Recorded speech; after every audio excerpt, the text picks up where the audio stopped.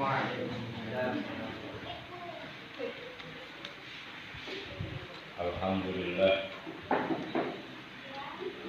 alhamdulillahi nahmaduhu wa nasta'inuhu wa nastaghfiruh wa na'udzu billahi min shururi anfusina wa min sayyiati a'malina.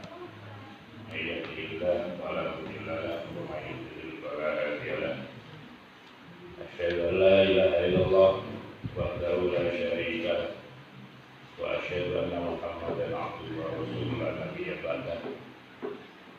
Allahumma salli wa sallim wa barik ala Muhammad wa ala alihi wa sahbihi wa dhurriyyatihi wa tabi'in ajma'in. Wa rabbi shrah li sadri wa yassir li amri wa hlul 'uqdatam min lisani yafqahu qawli. Subhanaka la ilma lana illa ma 'allamtana innaka antal alimul hakim wa tub 'alaina innaka antat tawwabur rahim. Amma ba'du. Wa ila habibina wa syafiina wa qudrina maulana Muhammadin sallallahu alaihi wasallam wa mu'allifa kitab wa hasin asyari wa jami'in mu'allimina wa masyayikhina wa jami'in syahadatul ulama wa awliya wa masyayikhil ardi ila mawrida fi bariya wa baqiya wa sibaniya wa hudadiya Syekhuddin Jailani radhiyallahu ma'adana wa alaina min karomatihi wa barakatihi wa ulumul syarih Syaikhul Fatihah.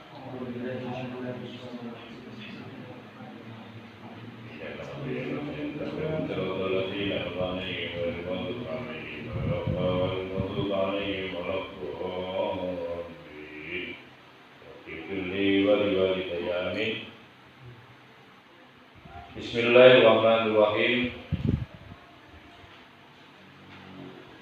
Wa qala, dan dahulu siapa al-allamatu, seorang yang sangat allamah, yaitu Muhammad Waliyuddin At-Tabsyiri, yaitu Syekh Muhammad Waliyuddin At-Tabsyiri fi Syarhil Arba'in An-Nawawiyati, di dalam kitab Syarah Arba'in An-Nawawiyati, yang dinikahkan kepada pengarang kitabnya yaitu Husain An-Nawawi. Al-Qawlihi, dari dawuhnya Nabi sallallahu alaihi wasallam, dari dawuhnya Nabi Muhammad SAW, man ahdasa hadasan aw muhdisan fa'alaihi laknatullah. Man, adapun barang siapa, ahdasa, melakukan suatu hal baru atau melakukan hadasan suatu hal baru, atau menyediakan atau menyiapkan, memberikan tempat, muhdisan, kepada orang yang melakukan perbuatan baru, fa'alaihi, maka itu wajib bagi man laknatullahi, adapun laknatnya Allah Ta'ala. Wa dakhala, dan termasuk fil hadisi, di dalam hadis, apa al-uqudu, akad-akad, al-fasidatu, yang rusak. Wal hukmu, dan termasuk hukum, ma'al jahli, disertai dengan kebodohan, wal juri, dan ngawur. Dengan mengartikan ngawur, jur, latut kalau Jawa.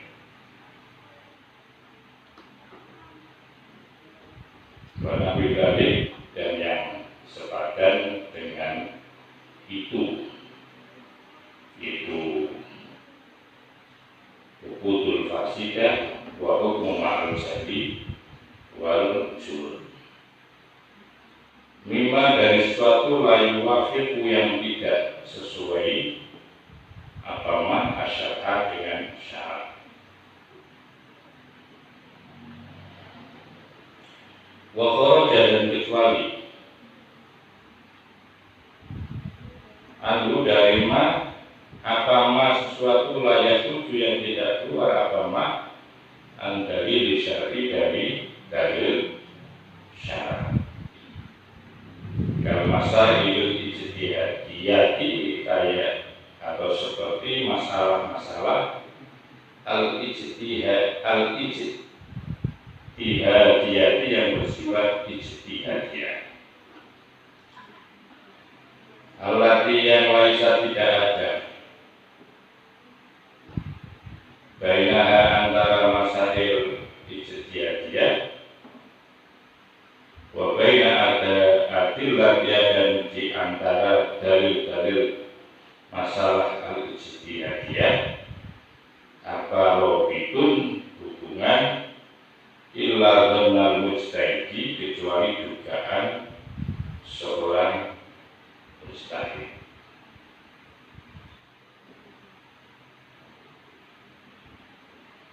Jadi menurut Syekh Al-Alam Muhammad Walid bin At-Tabsyiri di dalam kitab syarahnya Arba'in An-Nawawiyah, di dalam hadis Arba'in itu dikatakan orang yang melakukan hal baru atau menyiapkan untuk melakukan hal baru, maka itu dikenakan laknat Allah Subhanahu wa Ta'ala. Jadi barang siapa yang melakukan perbuatan bid'ah, hal baru, serta memberikan tempat, tentu misal diacarakan, dibuat acara. Padahal ini sudah tahu bahwa ini perbuatan bid'ah, tapi kemudian diacarakan, ditempatkan di sebuah tempat, disiapkan hidangannya, disiapkan semuanya oleh panitia. Padahal perbuatan itu adalah perbuatan bid'ah, maka laknat Allah akan menimpa padanya, maka wajib baginya untuk mendapatkan laknat Allah. Dalam hal ini, hadis ini juga masuk kepada akad fasidah, akad yang rusak. Akad yang rusak itu seperti apa? Seperti riba. Ya, riba. Riba itu salah satu akad yang tidak dibenarkan di dalam syariat Islam. Karena apa? Karena sifatnya itu pinjam meminjam, tapi mengambil untung dari proses pinjam meminjam, maka itu dianggap rusak. Maka ketika ini dilakukan ya oleh seseorang, pinjam uang katakanlah dengan atau meminjami orang uang dengan harapan dia mendapatkan apa? Laba. Mendapatkan apa lagi? Mendapatkan keuntungan. Kan rugi yang minjam. Yang minjam itu rugi. Karena sifatnya meminjam itu semestinya bersifat menolong. Jadi wa ta'awanu 'alal birri wa taqwa. Jadi konsep dasar sesungguhnya pinjam meminjam itu konsep dasarnya itu adalah memberikan pertolongan. Tapi justru akad pinjam meminjam ini menjadi sesuatu yang merugikan yang lain, katakanlah pada peminjam. Dan sekalipun orang ini tidak ikut pinjam dan meminjam, tapi ini termasuk kategori akad yang rusak. Kalau betul seperti tadi saya katakan adalah rentenir atau riba. Tempat yang ditempati akad di situ termasuk mendapatkan laknat Allah. Di situ tempatnya, ya, satu misal di rumah ya. Rumah disewakan, di situ digunakan untuk proses riba, akad riba. Maka sekalipun orang yang tidak ikut menjadi pelaku riba, tapi dia menyiapkan atau menyediakan tempat, maka itu termasuk orang yang mendapatkan laknat Allah. Jadi hati-hati. Segala akad, tidak hanya riba, segala proses akad yang dilakukan oleh seseorang yang mana akad itu ada unsur manipulasi, ada unsur kejahatan, ada unsur yang merugikan, maka sekalipun orang itu tidak terlibat di dalam akad, tapi dia ngerti dan menyiapkan tempat, maka ikut orang itu mendapatkan laknat dari Allah. Ini dimaksudkan. Apalagi hal yang bid'ah. Jadi hadis ini hadis menyangkut masalah bid'ah, juga bisa masuk akal fasidah dan termasuk menghukumi dengan cara yang ngawur. Cara ngawur itu bagaimana? Artinya tidak berdasarkan atas dalil-dalil yang sudah disiapkan di dalam Al-Quran dan hadis. Hanya kepentingan nafsu, hanya kepentingan orang itu untuk memperoleh sesuatu. Maka itu termasuk dalam kelompok hadis ini. Dan yang dimaksudkan sepadan wala widarika mimma la yuwafiqu syar'a. Begitu juga hal yang sepadan dengan itu yang tidak sesuai dengan syariat. Pokoknya segala sesuatu perbuatan yang tidak sesuai dengan syariah maka bisa dipakai hadis ini. Jadi prinsipnya sesuatu apapun, akad seseorang, usaha seseorang, kegiatan seseorang, hukum seseorang dengan cara yang tidak sesuai dengan syariat, maka masuk laknatullah, dia akan mendapatkan laknat Allah. Kecuali yang tidak masuk itu adalah sesuatu yang tidak keluar dari syarat. Seperti apa itu? Kamasa ilal ijtihadiyah, jadi masalah-masalah bersifat ijtihadi. Masalah ijtihadi itu adalah masalah yang tidak ada antara masail ijtihadiyah dengan dugaan daripada seorang mujtahid dengan dalilnya. Allati laisa bainaha wa baina adillatiha rabitun illa dzannal mujtahidi. Artinya bahwa memang persoalan itu kasuistik atau hal yang bersifat waqi'iyah. Waqi'iyah itu artinya sesuatu yang muncul di masa-masa sekarang, problematika yang bersifat waqi'iyah yang muncul sekarang itu. Hampir semua itu jawaban-jawaban itu sesungguhnya tidak pas. Hadisnya itu kebanyakan hadis yang bersifat umum, dan kemudian ketika itu dijadikan dalil oleh seorang mujtahid, itu artinya dugaannya mujtahid. Satu misal, orang menghukumi tentang rokok. Bagaimana hukumnya rokok? Maka ini kan berbeda pendapat orang. Terus kalau Anda mengatakan rokok itu haram, pakai dalil apa? Sebenarnya ada satu dalil yang sering dipakai itu, yaitu jangan kamu rusak dirimu dengan tangan kalian. Itu ada di dalam ayat Al-Quran. Gimana? Maka itu itu gimana itu dari Al-Quran? Jangan kalian rusak. Sehingga itu kemudian dugaan mujtahid ini bisa dipakai.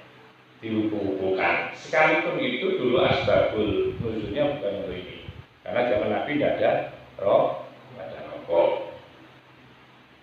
Ada misal, jadi ada satu ayat yang di Al-Quran itu, janganlah anda rusak diri kalian itu itu dengan tangan kalian. Ini kemudian dibuat pegangan oleh sebagian orang untuk mengatakan bahwa yang membuat rusak itu melalui tangan. Tangan ini adalah yang megang rokok. Sehingga ini kemudian dijadikan hukum haram karena merusak badan, merusak kesehatan. Ini contoh kecil ya. Padahal ayat itu tidak digunakan untuk hal itu, tapi ini dugaan daripada siapa? Mujtahid. Ini cocok, ini pas ini. Padahal itu tidak ada hubungannya ayat itu. Tapi ketika ayat itu bersifat umum, katanya mujtahid, ini bisa dijadikan dalil. Sama halnya dugaan seorang mujtahid yang ketika orang menggunakan sholawat pada saat azan, padahal tidak ada satupun dalil ya yang baik itu, apalagi mewajibkan. Yang menyunahkan saja, yang menganjurkan tidak ada. Kamu dianjurkan nanti kalau dianjurkan kalau azan baca sholawat, tidak ada anjuran itu. Hanya anjuran itu bersifat umum, tidak ditentukan waktunya, tidak ditentukan jamnya, tidak ditentukan kapannya, tidak. Orang baca sholawat itu terserah mau kapanpun. Tapi menurut mujtahid bahwa satu misalnya contoh ini ya, kemudian ada ayat Al-Quran yang menyebutkan bahwa Allah sendiri, malaikat membaca sholawat. Innallaha wa malaikatahu yusholluna 'alan nabi ya ayyuhalladzina amanu shollu.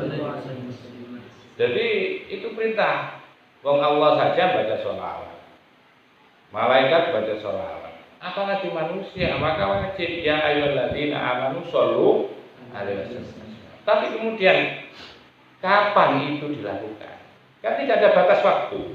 Terserah, yang penting pada saat Anda baca sholawat itu, karena sholawat itu adalah menyebut atau madah itu memuji kepada Nabi, tentu harus di tempat yang suci, tempat yang baik. Orang itu madah, kamu dimanapun bersholawat, di WC bersholawat, atau misal kamu terbaik bersih-bersih di Pacaren, kamu baca sholawat, ini tidak tepat ya. Tapi kalau kemudian sholawat itu diletakkan, dibarengkan dengan azan, bagaimana? Boleh tepat kalau itu. Sehingga dugaan mujtahid, sekalipun tidak ada dalil ya yang menentukan membaca sholawat di dalam azan, baik pada saat azan maupun mengakhiri azan, karena ini di tempat yang baik dan di tempat mustajabah, kenapa tidak? Ya, akhirnya sebagian ulama bahwa membaca sholawat mengiringi azan, ya, dan membaca sholawat pada saat mengiringi di dalam azan itu tidak ada masalah.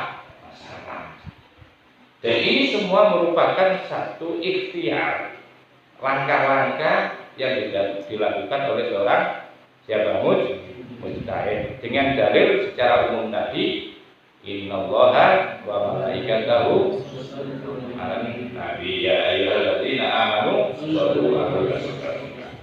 Clear ya? Jadi itu clear Qurannya. Jadi itu juga besar. Termasuk di antara kita batil mushafi, menulis mushaf. Di zamannya Nabi itu tidak ada anjuran untuk menulis Al-Quran. Tidak ada.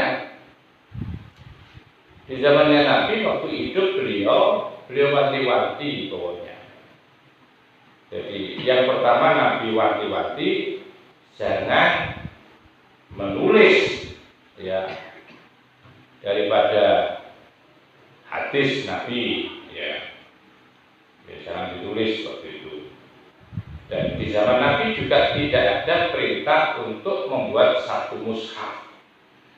Wa kita batil mushafi.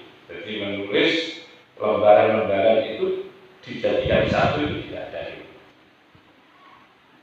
Dan itu muncul di zamannya Sayyidina Abu Bakar atas usulan daripada Sayyidina Umar. Jadi itu sudah ada. Jadi dibiarkan begitu saja waktu itu ya, di zamannya Nabi Al-Quran ditulis memang, ya, tapi tidak dalam satu mushaf, ditulis di lembaran-lembaran, ada di pelepahnya kurma, ada di kulit-kulit binatang yang kering itu, dan ada juga di semacam papan-papan yang semuanya penulisan itu di bawah komando Nabi, di bawah revisinya Nabi, diketahui oleh Nabi. Dan penulisnya dulu adalah siapa? Zaid bin Sabit, itu penulis Al-Quran. Dikumpulkan. Jadi ketika ditulis, Nabi menyampaikan bahwa ini ada ayat, ada wahyu turun, Nabi kumpulkan sahabat-sahabat. Ada yang menghafalnya, kemudian menulisnya, dan semua tulisan-tulisan itu dikumpulkan di dalamnya Kanjeng. Jadi tidak ada dulu mushaf, tidak ada mushaf, karena Nabi sendiri tidak pernah memerintahkan untuk menulis sebuah mushaf. Jadi satu tidak pernah Nabi itu memerintahkan. Baru ini muncul di zamannya Sayyidina Abu Bakar.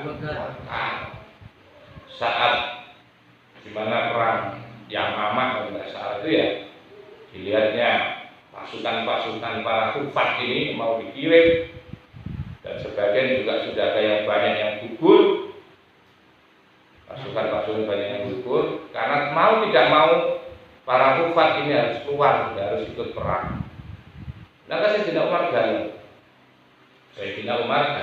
karena pada suatu ketika Sayyidina Umar itu pernah ngecek hafalan daripada ayat yang telah disampaikan Rasulullah.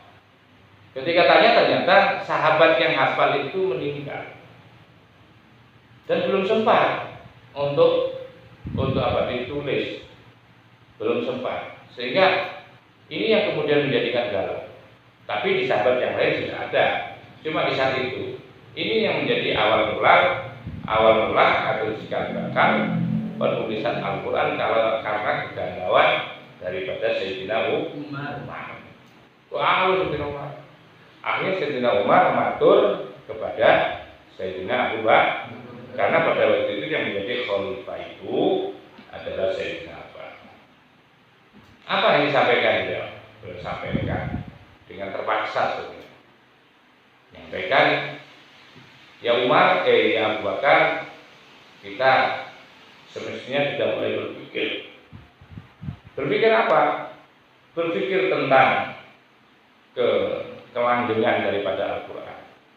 Berpikir tentang nasibnya Al-Quran. Sebab kalau kita tidak berpikir, takut Al-Quran nanti tidak terhimpun dengan baik. Karena ketika saya ngecek, di antara para sahabat itu ada yang meninggal yang membawa hafalan. Bayangkan nanti kalau ini sudah meninggal semua, kemudian bagaimana cerita daripada Al-Quran? Jangan-jangan ini akan seperti umatnya Nabi Musa, umatnya Nabi Daud, di mana kitab-kitab mereka itu banyak dilupakan dan banyak dipalsukan. Maka akhirnya inisiatif itu diterima, akhirnya pemikiran itu diterima. Terus bagaimana? Bukan diterima langsung begitu, diterima misalnya berpikir beliau. Akhirnya gimana caranya? Akhirnya disampaikan cara itu. Ya caranya ini harus kita kumpulkan dalam satu mushaf, dalam satu tulisan, dan kita bentuk semacam ada kepanitiaan pengumpulan Al-Quran. Tapi apa yang dijawabkan oleh Sayyidina Abu Bakar? Umar, Kalau sampean inisiatif ini sebenarnya bagus, tapi ini tidak pernah dilakukan oleh Rasulullah. Andaikan perkara ini, ya, andaikan ini saya boleh, ya, memikul gunung Uhud, saya lebih memilih memikul gunung Uhud daripada saya harus mengumpulkan Al-Quran. Kenapa? Karena ini tidak pernah perbuatan yang tidak pernah dilakukan oleh Rasulullah. Jadi akhirnya apa? Akhirnya ya taroja dari muroja, akhirnya bolak balik, mundar mandir yang namanya Sayyidina Umar ke rumahnya Abu Bakar. Akhirnya luluh, akhirnya pasrah yang namanya Abu Bakar. Pasrah itu artinya juga berulang, iya ya. Kalau ini kita biarkan, bisa-bisa Al-Quran nanti bisa tidak terhimpun dengan baik. Ayo terima, sudah. Kalau inisiatif ini sudah saya terima, ini tinggal sampean perintahkan kepada siapa? Zaid bin Tsabit selaku penulis Al-Quran, penulis wahyu di saat zaman waktu Rasulullah hidup. Penulisnya adalah Zaid bin Tsabit. Coba sampean ini ke Zaid bin Tsabit. Karena Umar merasa sudah selesai tugasnya menyampaikan kepada Abu Bakar, maka Abu Bakar yang punya tugas karena beliau sebagai seorang khalifah. Sama, awal mula yang namanya Zaid bin Tsabit juga tidak langsung menerima. Beliau juga memberikan satu alasan karena ini tidak pernah dilakukan oleh Rasulullah, tidak pernah diperintahkan oleh Rasulullah.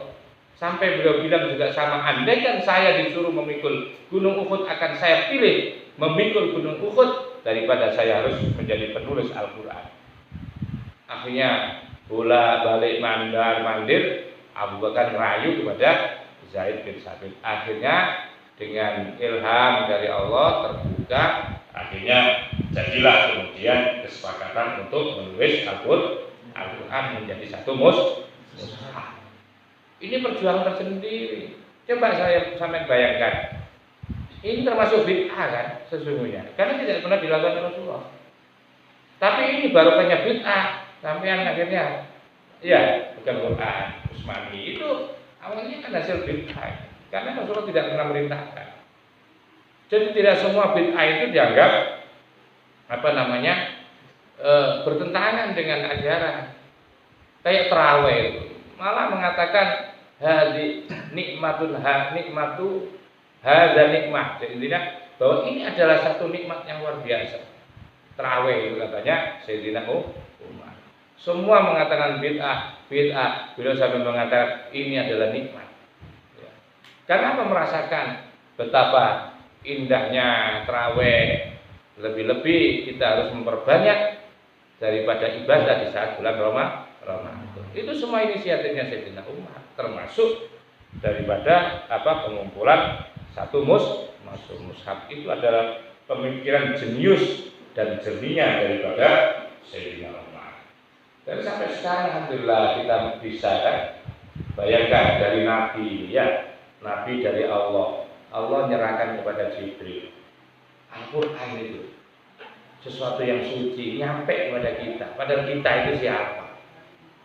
Kita itu hamba yang penuh dengan dosa, hamba yang masya Allah kan termasuk jadi mulia gara-gara kita membaca Al-Quran. Dan andaikan tidak ditulis dalam satu mushaf, dibiarkan ada di batu, ada di kulit-kulit binatang yang kering itu, ada di pelapa korma, coba ada di papan-papan, itu gimana? Andaikan nggak boleh ditransfer, akhirnya nggak boleh ditulis menjadi satu, kesulitan kan? Sulit mungkin.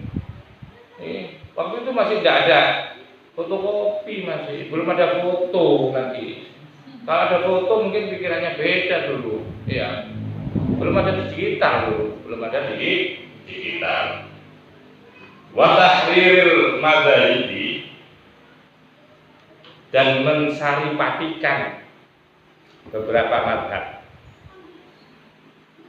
Ya. Watahir dimana mensaripatikan, jadi mengambil intisari mazhab-mazhab ada variasi. Wa kutubin nahwi, dan kitab nahwu, wal hisabi, dan hisab. Hisab itu bukan orang hisab rokok, ilmu apa itu? Iya, ilmu perbintangan gitu ya. hisab ruqyah yang sekarang masuk ilmu perbintangan, itu maksudnya hisab itu ilmu perbintangan.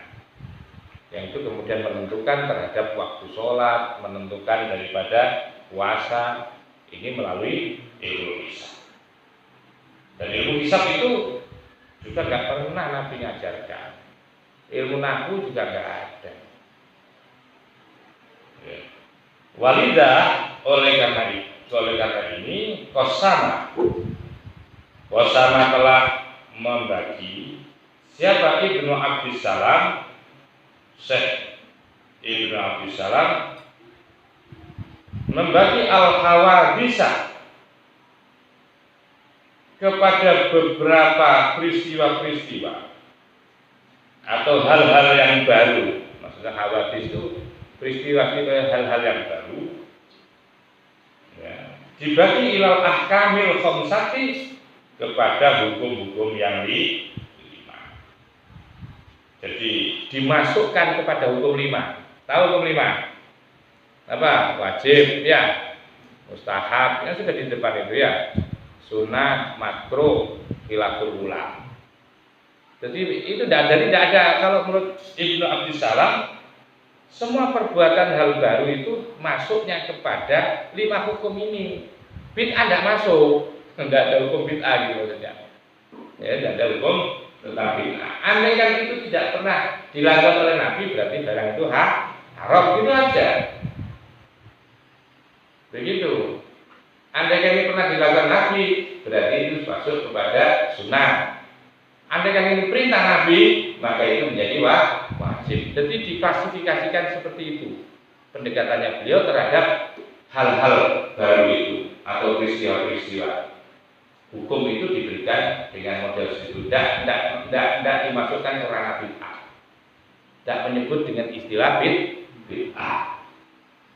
Jadi satu misal ada orang melakukan satu tradisi yang bertentangan dengan syariat Islam, satu misal orang petik laut, ya petik laut. Jadi sebelum orang itu mau nelayan, dia ada istilahnya selamatan laut, yaitu menyembelih kambing, menyembelih sapi, menyembelih kerbau, kemudian dibuang kepalanya. Ya, pokoknya tidak ada yang Islam sekali. Maka hukumnya bukan bid'ah, belum menyebutnya, tapi haram. Begitu istilahnya. Jadi istilahnya seperti itu. Atau yang disebut dengan kalau petik kopi itu ada, selamatan petik kopi itu ada. Karena saya dulu di Sengkol itu sebelum panen itu ada yang disebut dengan ritual petik kopi. Ya gitu aja. Orangnya joget, terus nyambut itu bupati yang sudah datang. Ya nggak ada sesuatu yang bertentangan, nggak ada. Nggak sampai nyembelih sapi pas dibuang sapinya ada. Andai kan nyembelih sapi cuma saya nggak nyembelih sapi. Kalau nyembelih sapi malah enak, nanti disodakokan bagus, itu masuk ke ranah sodako, maka sunnah itu sodako ya. Tapi itu dah, jadi nggak sampai mengandung unsur bid'ah. Fakola maka jauh. Siapa Imam Syafi'i? Al bid'atu utawi adapun bid'ah itu fi'lu ma, melakukan sesuatu lam yahad yang tidak pernah terjadi fi asri Rasulullah SAW di zamannya. Asri itu makna zaman, di zamannya Rasulullah SAW. Jadi saya ulangi, al bid'atu adapun yang disebut bid'ah itu fi'lu ma lam yahad, yaitu mengerjakan sesuatu lam yahad yang tidak pernah ada fi asri Rasulullah di zaman Rasulullah SAW. Wajibatan sebagai kewajiban atau kelaban jadi wajib. Kata alumil nahwi seperti belajar nahwu. Wa ghoribil kitabi wa sunnati, dan belajar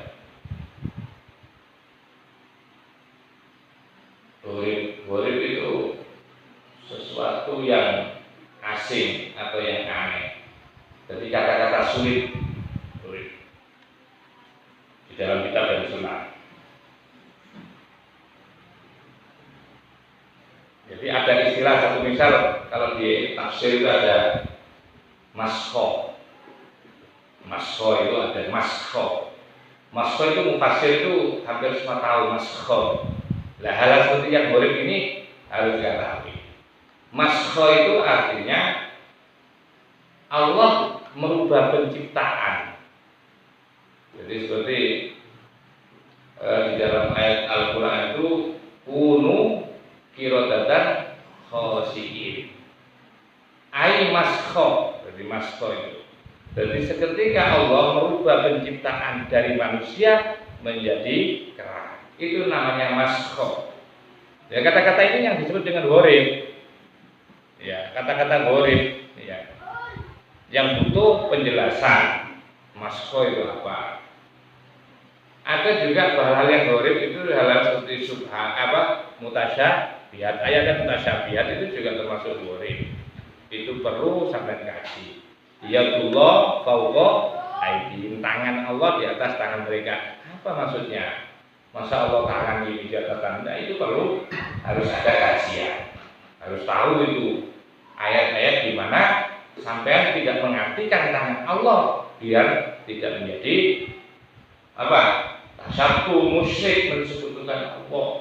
Kalau sampai kekeh dengan mengartikan tangan Allah di atas tangan mereka, apa tak rusak akidah kita ya?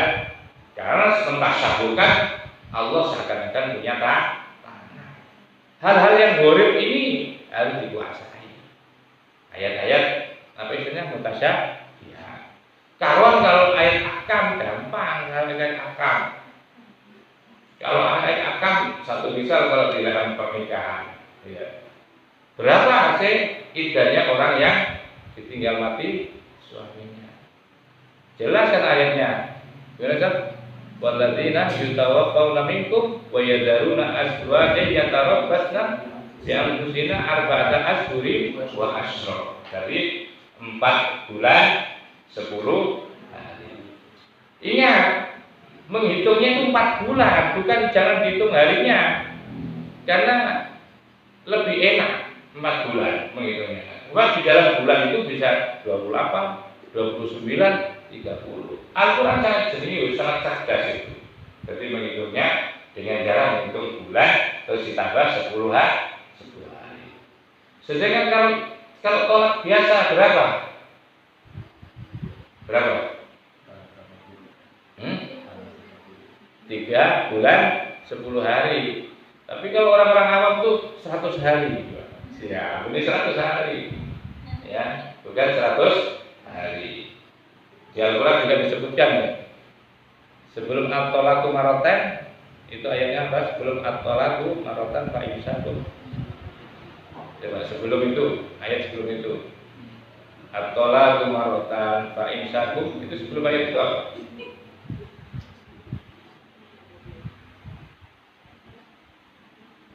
Ya.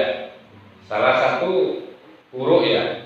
Fala yaqilul lahunna ayyatunna. Jadi itu salah satu huruf 3 kali sucian. Nah, 3 kali sucian ini tafsirannya bagaimana? Di situ yang dimaksudkan butuh penjelasan. Yes. Jadi ada satu perbuatan, bid'ah itu perbuatan yang tidak pernah dilakukan di zaman Rasulullah, tapi wajib belajar. Dihukumi wajib belajar. Apa contohnya? Contohnya apa? Belajar nah, tidak ada di zaman Rasulullah. Ini malah dihukumi wajib, benar? Ya, jadi bid'ah satu perbuatan yang tidak pernah dilakukan di zaman Rasulullah, tapi wajib untuk dipelajari. Seperti apa? Yaitu belajar Jadi malah bid'ah itu ada malah hukumnya wajib. Ya. Karena apa alasannya? Karena alasannya mimma yatawaqqafu fahmas syari'ati. Karena andaikan kita tidak mewajibkan atau kita tidak belajar ilmu nahwu, itu bisa yang tawakuf. Ya tawakuf itu apa? Berhenti. Ya, berhenti. Memahami terhadap syariat itu berhenti, tidak bisa. Tidak bisa sampai akan memahami di dalam tafsir-tafsir yang ditulis dengan tulisan gundul itu, atau sampai memahami terhadap Al-Quran itu juga sulit. Karena itu butuh yang namanya ilmu nahwu dan ilmu soroh.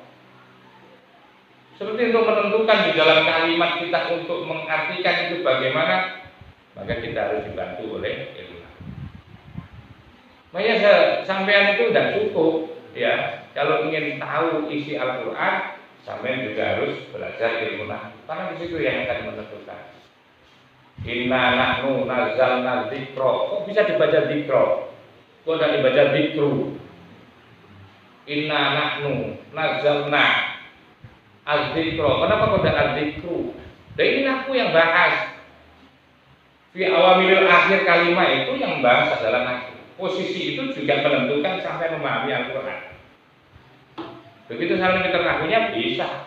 Kalau sampai tidak bisa nahwu, semuanya ya buka kamus, ngerti maknanya, buyar, belum jaminan untuk paham terhadap Al-Quran, belum jaminan.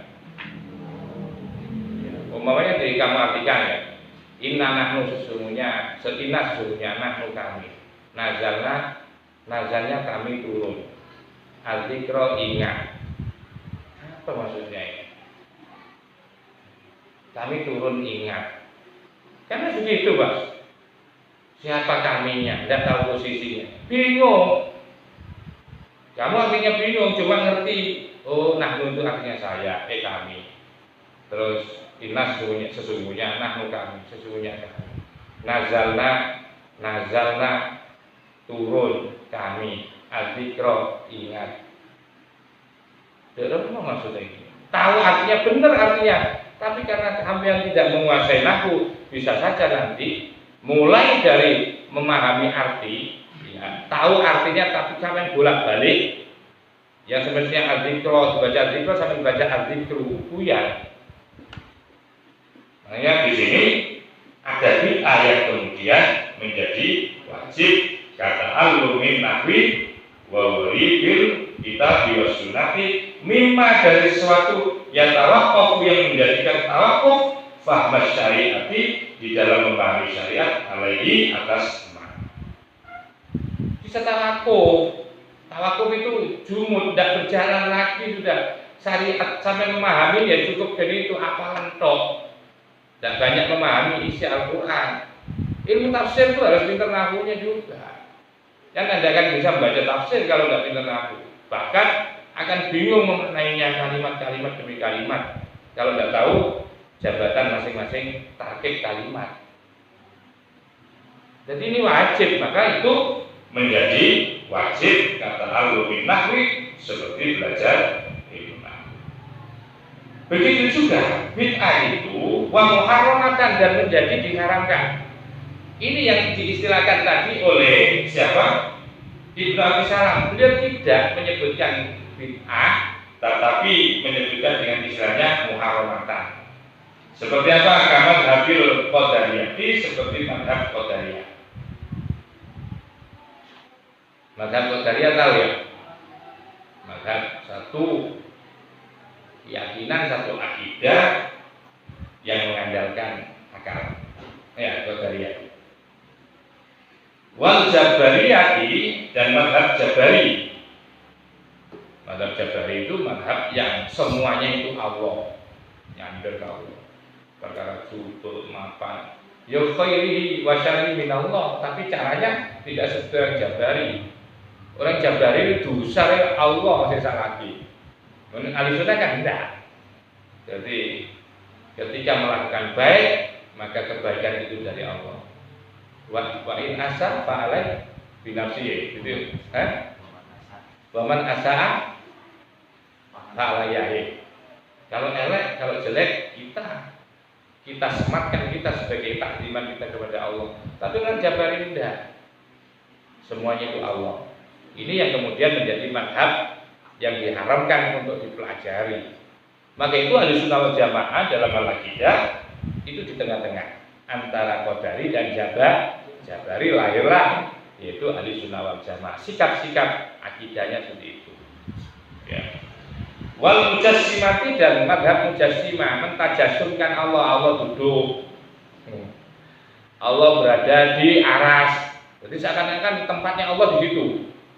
Duduk ya sambil duduk di kursi, makanya kayak kursi itu kan ada itu wasiat kursi. Jadi kursinya Allah itu luas di sana. Duduk-duduk ini alit mujassimah.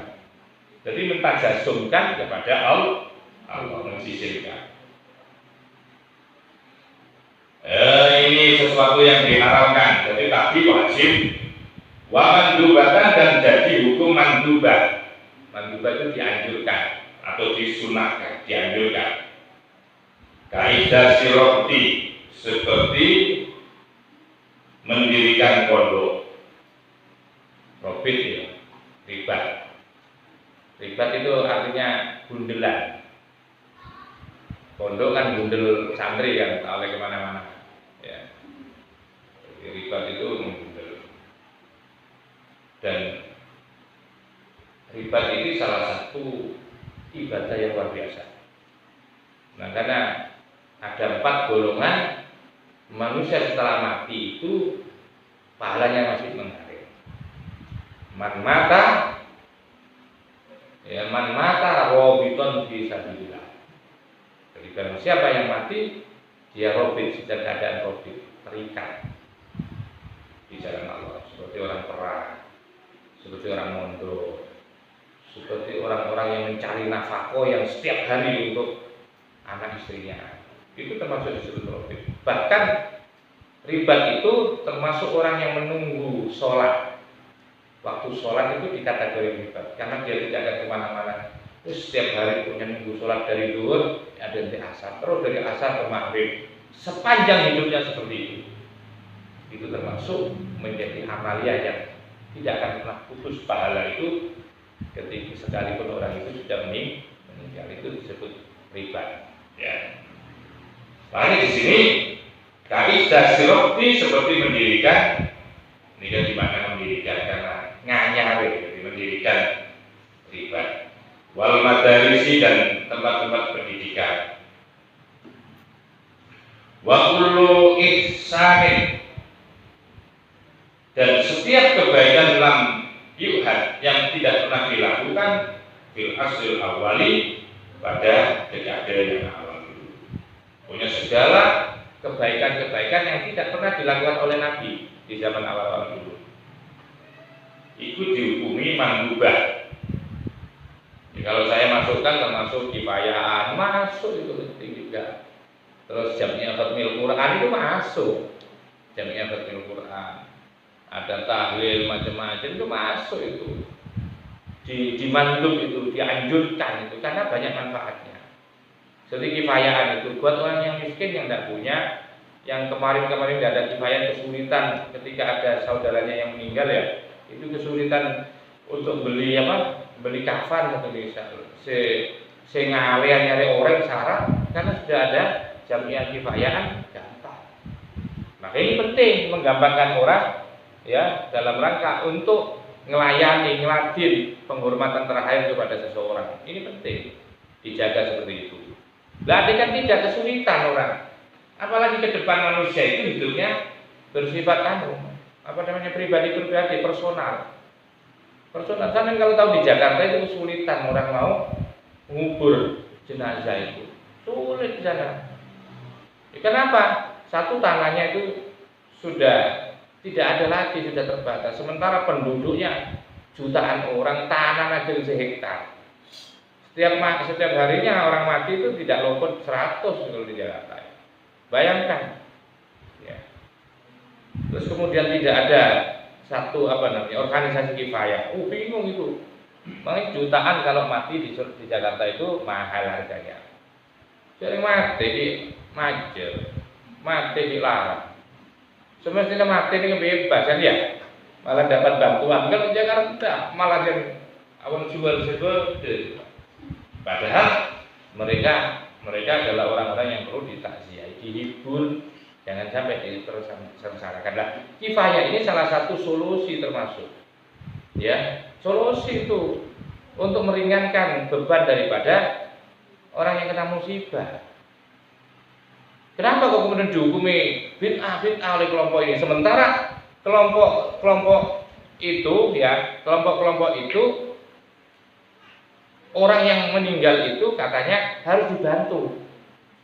Nah, cara kita membantu melalui kifayah itu tidak pikir, tidak mikir kelompok-kelompok lain. Ya, padahal kifayah itu serang, menggampangkan. Ya, andaikan tidak mampu kan tetap akan diberikan ya saja. Andaikan tidak mampu itu kelebihannya. Tapi mereka kan tidak ngawur dengan kifayah, tahlil itu sudah dibid'ah-bid'ahkan. Sudah. Wa makruhatan dan perkara yang dimakruhkan. Jadi hukum yang dimakruhkan. Kazahrafatil masajid, seperti menghiasi masjid. Zuhrufal qaul ada di dalam Quran ya. Zuhrufal qaul itu menghias pembicaraan. Kazahrafatil masajid, seperti menghias masjid itu hukumi makruh. Ya nggak tahu itu di masjid saya itu terus dihias. Maksudnya dihias itu dengan apa? Saya masih belum paham tentang hias. Yang dimaksud hias mungkin apakah dikasih bunga-bunga, ya, apa dikasih semacam. Tapi tulisan itu apa kategori hiasan? Tulisan ayat dan Al-Quran itu hiasan. Apa dikategorikan khot, tulisan khot. Ya tulisan memang khot. Tapi termasuk kategori hiasan ya. Ya kalau dikategorikan hiasan, tulisan-tulisan itu maka menjadi makruh. Jadi dia dikasih, termasuk saya kira tidak hanya hias, ngecat yang beraneka ragam, ya tidak satu warna itu juga termasuk zuhrufal masajid dan termasuk makruh. Karena jangan sampai masjid itu seperti bar. Sekarang orang kan baik kreatif, kelebihan Saya pernah ke sebuah kota yang tidak menyebut ini. Itu saya hampir terkecoh. Maksud saya tak kira kafe. Ya, saya ini depan perjalanan memang. Inginnya ya maunya beli kopi gitu bersama teman-teman. Ternyata itu masjid. Kenapa enggak saya tertipu? Bayangkan malam-malam ya. Ini muter lampunya. Jadi muter kayak disco itu ya. Muter pas tamaram, lampu itu enggak tera kan. Lampunya itu tamaram enggak jelas ya. Ya kita kalau bawa mobil kan kita sepintas kan ada kafe, dikira kafe. Dan itu sudah ada sudah. Coba kalau enggak percaya sama lihat di YouTube, cari. Ya, seperti itu. Ini terlalu berlebihan kreatifnya ini sampai seperti ini ya, sampai tasabuh dengan macam-macam itu. Marilah jangan sampai dihilangkan karakter dasar daripada masjid itu, jangan hilangkan. Walaupun Anda kreatif banget, pinter, seniman, jangan terlalu berlebihan kepada masjid. Wong di sini saja menghias masjid itu termasuk makruh. Apalagi dikasih lampu warna ya merah, hijau, pelangi pokoknya. Pas kemudian aling-ling ini ada kipasnya. Wah. Coba kalau tidak percaya sama desain ya beri ini warna macam-macam ya. Pas hidupkan kipas. Wah. Itu kayak diskotik itu masalahnya. Betul itu. Wa taswiril masohib, termasuk taswir itu menghiasi juga Pak. Jadi untuk zuhrufatil masajid, kalau istilah di mushaf itu wa taswiril masohib, menghias mushaf. Jadi dikasih wallpaper ya, dikasih bunga-bunga, dikasih gambar-gambar love, itu nggak boleh ya. Mushaf itu nggak perlu. Biasanya anak-anak perempuan itu ya, Qurannya, sangi imannya itu sekarang banyak wallpaper, awas jangan ngawur. Yang membuat paper itu tidak pernah mikir mau diletakkan di mana, ya, dan tidak ngerti hukum juga, karena pandangan mereka kepentingan bisnis. Saya lihat itu di Qurannya anak-anak remaja putri itu ya, terus apalagi sedang jatuh cinta Itu biasanya didesain sedemikian rupa di luar-luarnya mushaf itu, dengan tanda-tanda yang mengarah kepada kerinduan kepada seseorang. Ini jangan sampai. Wa tasbikil masyhur. Wa mubahatan, dan dijadikan hukum mubah. Kalau musafahati seperti musafah. Musafah itu apa? Bersalaman, jabat tangan. Akibat sholat subhi di dalam atau mengiringi bersamaan atau setelah sholat subuh. Akibat sholat subhi mengiringi sholat subuh, wal asri, dan sholat asar. Salaman itu tidak boleh, katanya ini dimubah. Tapi orang-orang di luar ahli sunnah itu menghukumi apa? Bid'ah. Ini boleh, musafahah setelah sholat itu boleh. Teruskan itu. Jangan sampai Anda berhenti gara-gara ada orang bilang itu tidak pernah dilakukan Nabi kalau setelah sholat. Boleh musafahah. Mengambil dalil apa itu? Mamin muslimaini yaltaqiyani fayatasofahani illa ghufira lahuma qabla ayyatafarraqa. Ini dalilnya. Jadi dua orang muslim yang ketemu, namanya dua orang muslim, mau kenal mau tidak kenal, ketemu, namanya ketemu ya. Ketemu kan bisa seperti ketemu, nanti ketemu lagi. Saya dulu waktu di kampus itu namanya salaman itu tidak pernah berhenti. Ulu salam, karena itu pekerjaan memang sunnah. Ketemu teman, assalamualaikum, salaman. Pada dulu kata salaman boleh. Itu biasa tradisi itu. Apalagi setelah sholat, karena pada saat sholat kita itu sedang dalam perjalanan jauh. Pikiran kita sedang jauh. Jadi tidak perjalanan jauh, sudah ketemu pagi, nanti siang ngakan, ketemu lagi di tempat makan. Assalamualaikum, ketemu teman-teman dulu itu salaman. Jadi ketemu boleh jalan, assalamualaikum, ketemu boleh salaman. Biasa itu. Masa itu bid'ah? Masa tidak boleh? Sah itu karena didasarkan hadis tadi. Mamin muslimaini yaltaqiyani fayatasofahani illa ghufira lahuma qabla ayyatafarraqa. Jadi salaman itu sebelum dilepas ini berguguran dosa kita, berguguran semua. Cuma saya sampai tidak lihat. Ya, kasihan. Jadi ini pemubahah, dihukum mubahah. Salaman setelah sholat subuh dan asar. Wa tawassu'i fil ma'kal, dan mencari tempat. Wa tawassu itu apa namanya? Memperluas. Fil ma'kali di tempat makan, wal masrobi, dan tempat minum, wal malbasi, dan pakaian. Wa ghairi dzalik, dan lain sebagainya. Itu hukumnya mubah. Orang meluaskan tempat makan.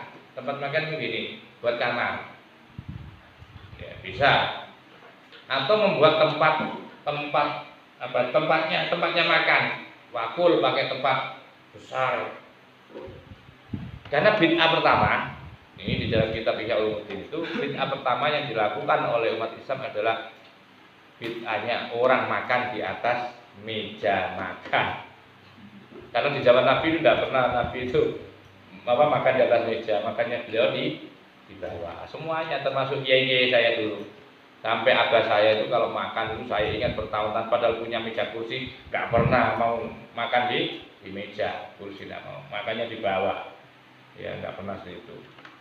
Karena dianggap bahwa ini adalah bid'ah pertama kali dulu, dan itu ada di penjelasannya di dalam kitab Ihya Ulumuddin. Jadi kalau ingin tahu pertama kali bid'ah yang dilakukan oleh kalangan tabi'in, ya itu adalah membuat meja makan atau makan di atas meja, termasuk sapu tangan itu, mintil ya. Mintil itu tidak ada katanya mintil itu.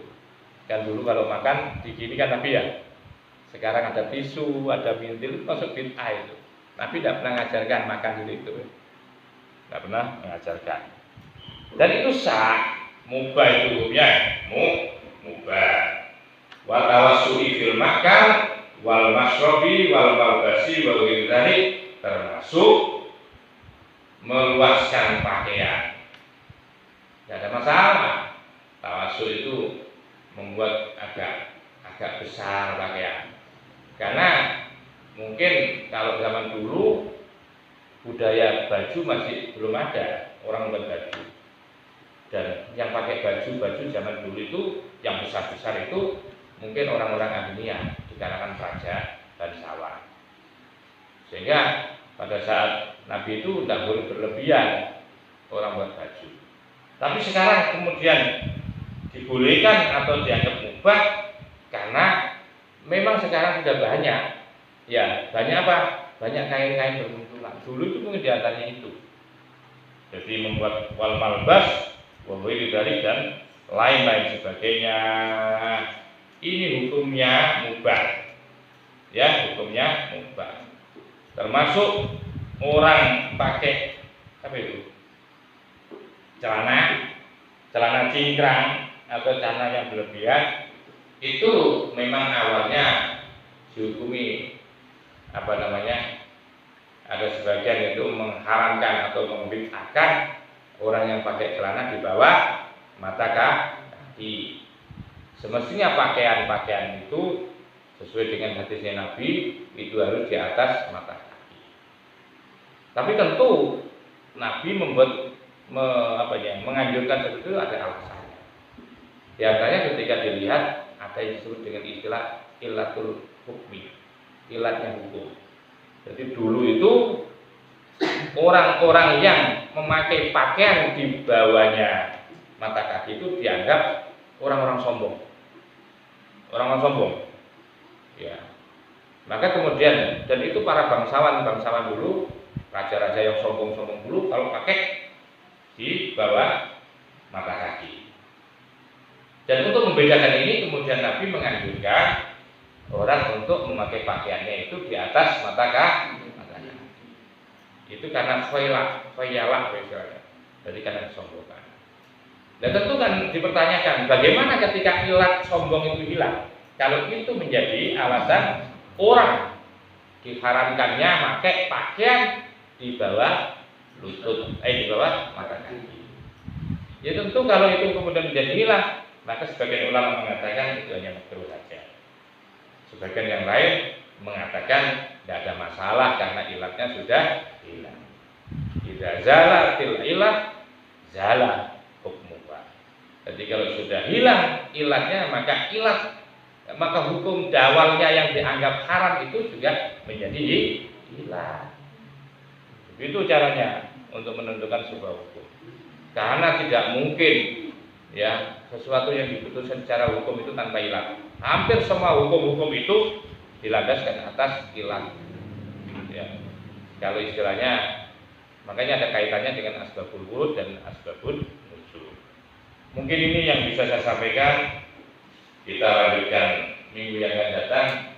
Karena ini butuh penjelasan dan ketika langsung saya baca nanti tidak paham, jadi lebih bagus seperti ini. Mudah-mudahan videonya manfaat. Al-Fatihah. Alhamdulillah